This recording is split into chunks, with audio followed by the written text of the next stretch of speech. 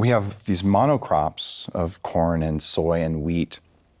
They're sterilizing the land. And if they don't sterilize the land, when the tractor comes through, there's always a bunch of birds coming through to pick up all the creatures that were chopped up by the tractors, not to mention the ones that are poisoned by this. Right. So if you can look at a bowl of granola or a bowl of cereal that's plant-based and you think you're not killing anything, I am killing less animals than you. Because the entire number of animals that killed for me to eat this grass-fed, beautiful animal that I nourished myself, well, it was one unless the cow maybe stepped on a frog. That was it. Nothing else died. And not only that, humans, and this gets more esoteric, but I've done shamanic training, I do a lot of spiritual work. There are certain species of animals where we entered a spiritual contract between our species. And for instance, dogs. They protect us, we protect them, and we nourish them. And that's our thing. That's why you shouldn't eat them. Well, and horses too. They work for us. Yes. We protect them. And then you look at cows. Cows, we nourish them and they nourish us. Sheep, same thing.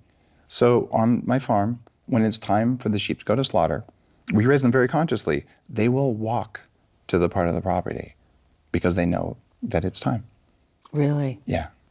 And it's a sacred Well, my guides told me thing. this many years ago too, that there are agreements that we're not aware of, but it has to be done consciously. Yeah. Buying something from, you know, a big box store that isn't raised ethically and goes through a horrendous slaughtering process, there's no excuse for that either. It also changes the energetics of what you eat. Yes. And what we found was when we have these ethically raised, say sheep was the primary thing we do on our farm, they walk around and they eat whatever plants they want. So they're actually choosing their supplements. Like one leaf of walnut. Walnut is toxic for sheep, but 1 or 2 leaves is anti-parasitic. They'll eat some raspberry, but not too much.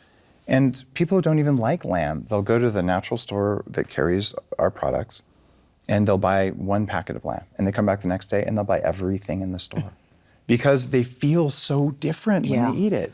So to say that we're going to remove animals from agriculture so we can be vegan, these animals have a right to live. And more importantly, those animals build our soil. Everywhere on my farm where these animals are, the plants are thriving and the soil is thick. And where the animals don't go, the grass isn't very healthy. So we need to rethink this idea that a plant-based diet is good for life. No, part of what makes Earth Earth is having ruminant animals and treating them with respect and care. The way you do that is you buy from small farmers because they care for their animals. Well, and you can do it at the farmer's market. Exactly. It's doable. That's what we do. I mean, in my town, I'm from a tiny town. You go to the hardware store where the family has slaughtered 1 animal. They have a little case and you can get their grass-fed beef, you know, and they'll just take 1 down every now and then. And our little town is well fed that way. And then you thank the animal when you eat it. You have gratitude. And what happens then is you live longer and you get the minerals from it.